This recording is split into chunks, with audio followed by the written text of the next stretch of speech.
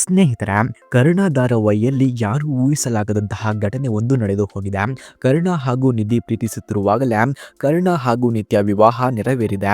ಇದನ್ನ ಯಾರೂ ಊಹಿಸಲಿರಲಿಲ್ಲ. ಈ ವಾರವೇ ವಿವಾಹ ಕಾರ್ಯ ನಡೆದಿದೆ. ಇದು ಭವ್ಯಗೌಡ ಅಭಿಮಾನಿಗಳ ಬೇಸರಕ್ಕೆ ಕಾರಣವೂ ಕೂಡ ಆಗಿದೆ. ಮುಂದೇನಾಗುತ್ತದೆ ಎಂಬ ಕುತೂಹಲವೂ ಕೂಡ ಮೂಡಿಸಿದೆ.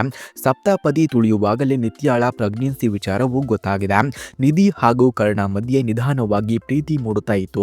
ರಮೇಶ್ ಇವರ ಪ್ರೀತಿಗೆ ಅಡ್ಡಿಯಾಗುತ್ತಿದ್ದ, ಆದರೆ ನಂಬಿಸಿ ಮೋಸ ಮಾಡಲು ಆತ ನಿರ್ಧರಿಸಿದ್ದ. ಹೀಗಾಗಿ ಒಳ್ಳೆಯವರಂತೆ ನಡೆದುಕೊಂಡ. ಇದು ಕೆಲಸ ಮಾಡಿದೆ. ಆತನ ಮಾತುಗಳನ್ನ ಕರ್ಣ ನಂಬಿದ್ದಾನೆ. ಇದೇ ಈಗ ದುಬಾರಿಯಾಗಿದೆ ಎಂದು ಕೂಡ ಹೇಳಲಾಗ್ತಿದೆ. ಮದುವೆಯ ಮನೆಯಿಂದ ತೇಜಸ್ ಕಿಡ್ನಾಪ್ ಆಗಿದ್ದಾನೆ. ಇದನ್ನ ಮಾಡಿಸಿದ್ದು ರಮೇಶ್. ತೇಜಸ್ ತಂದೆ ತಾಯಿಯ ಬಳಿ ಮಾತನಾಡಿ ಈ ಬಗ್ಗೆ ರಮೇಶ್ ಮೊದಲೇ ಪ್ಲಾನ್ ಮಾಡಿದ್ದ. ಅದು ಯಶಸ್ಸು ಕಂಡಿದೆ. ಇದರಿಂದ ನಿತ್ಯ ಮದುವೆ ಅರ್ಧಕ್ಕೆ ನಿಂತಿದೆ. ತೇಜಸ್ ಓಡಿ ಹೋದ ಬಳಿಕ ನಿತ್ಯ ಹಾಗೂ ಆಕೆಯ ಅಜ್ಜಿ ಶಾಂತಿ ಕಂಗಾಲಾಗಿದ್ದಾರೆ. ಪ್ರತಿಯೊಬ್ಬರ ಬಳಿ ತೆರಳಿ ನನ್ನ ಮಗಳನ್ನ ಮದುವೆ ಮಾಡಿಕೊಳ್ಳಿ ಎಂದು ಶಾಂತಿ ಕೋರಿಕೊಳ್ಳುತ್ತಿದ್ದಾರೆ. ಆದರೆ ಯಾರೊಬ್ಬರು ಇದಕ್ಕೆ ರೆಡಿಯಿಲ್ಲ.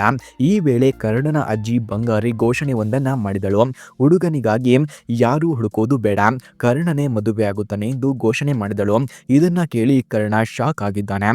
ಈ ವಿಚಾರವನ್ನ ಬಂಗಾರಿ ತಲೆಯಲ್ಲಿ ತುಂಬಿದ್ದು ರಮೇಶ್ ಅವರು ಕೂಡ ಆಗಿದ್ದಾರೆ. ಕರ್ಣ ಹಾಗೂ ನಿತ್ಯ ಮದುವೆ ನಡೆದಿದೆ. ಸಪ್ತಪದಿ ತುಳಿಯುವಾಗಲೇ ನಿತ್ಯಾಳ ಪ್ರೆಗ್ನೆನ್ಸಿ ವಿಚಾರವು ರಿವೀಲ್ ಆಗಿದೆ.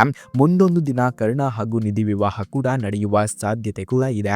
ಫ್ರೆಂಡ್ಸ್, ಇಲ್ಲಿ ಇಬ್ಬರ ಪತ್ನಿಯ ಮುದ್ದಿನ ಗಂಡ ಆಗಲು ಕೂಡ ಕರ್ಣ ರೆಡಿ ಆಗುತ್ತಿದ್ದಾನೆ. ಸದ್ಯ ಕರ್ಣ ಮನಸ್ಸು ಒಬ್ಬರಿಗೆ ಕೊಟ್ಟು ಮತ್ತೊಬ್ಬರನ್ನ ವಿವಾಹ ಆಗುತ್ತಿದ್ದಾನೆ. ಸೊ ಫ್ರೆಂಡ್ಸ್, ಈ ಮಾಹಿತಿ ನಿಮಗೆ ಇಷ್ಟವಾಗಿದ್ದರೆ ದಯವಿಟ್ಟು ಈ ವಿಡಿಯೋಗೆ ಒಂದು ಲೈಕ್ ಮಾಡಿ.